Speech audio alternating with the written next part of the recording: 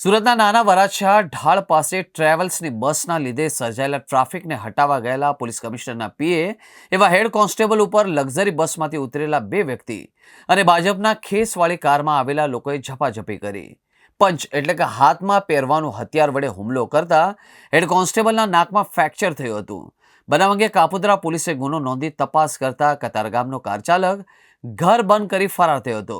જ્યારે આ ઘટના બની ત્યારબાદ કાર ચાલક બિંદાસ એક પાનના ગલ્લે પણ ગયો હતો અને ત્યાં તેણે સિગારેટ ફૂંકી હતી. બાદમાં કાર મૂકી ફરાર થયો હતો, જેના સીસીટીવી ફૂટેજ પણ સામે આવ્યા છે.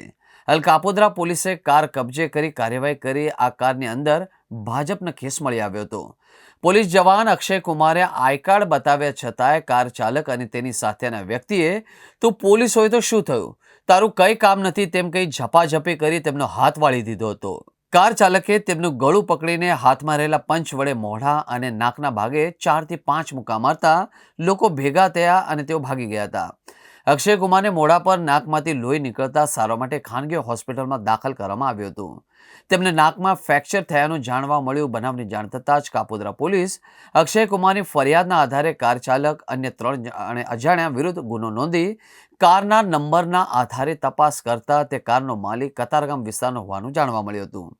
પત્નીને ટ્રાવેલ્સમાં મૂકવા આવેલા કાર ચાલક હુમલા બાદ ઘરેથી ફરાર થતા કાપોદ્રા પોલીસે તેની કાર કબજે કરી વધુ तपास हाथ धरी है. नाना वराछा ढाल के पास आरोग्य केंद्र के सामने जाहिर में जो हेड कांस्टेबल है अक्षय कुमार छगन भाई आहे, जो कि हेडक्वार्टर में अपना फ़र्ज बजाते हैं, ये रास्ते से जा रहे थे और वहाँ पे ट्रैफिक जाम लगा हुआ था. फ़र्ज को ध्यान में रखते हुए इन्होंने ट्रैफिक क्लियर कराने के लिए वहाँ पे ये उतरे और यहाँ पे जो ट्रैवल्स वाला है और एक गाड़ी वाले के साथ थोड़ी बहस हुई, क्योंकि ये अपना ड्यूटी पे थे और ये अपना फ़र्ज बजाने के लिए ये काम कर रहे थे.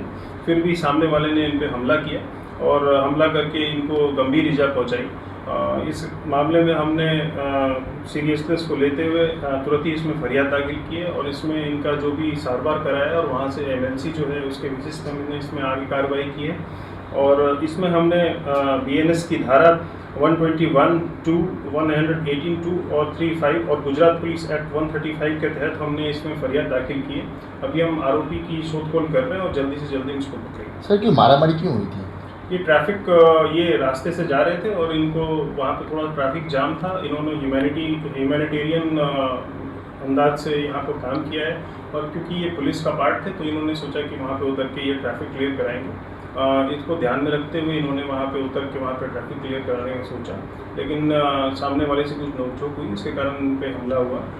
इसको काफ़ी गंभीरता से हम ले रहे हैं और जल्दी से जल्दी हम आरोपी को पकड़ेंगे और कानून के हवाले करेंगे.